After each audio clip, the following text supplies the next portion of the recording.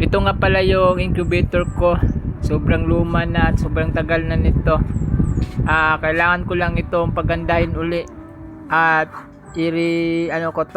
reassemble para mas gumanda pa po siya. Yan po siya, sira-sira na po. So ano lang ko po ito, pagandahin ko po ito para para pwede ko na ibenta ulit kahit mura na, di ba? Lalisikan na po kasi. Tapos kung gusto niyo pong mag-order ng mga materialis na gagamitin, nandyan po sa yellow basket natin.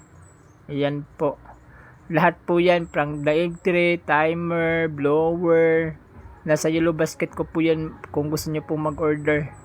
Ibalagay ko na lang po yung link dyan sa comment section ko po. Kung ano po yung gusto nyong orderin, pwede nyo po akong i-visit sa TikTok ko po.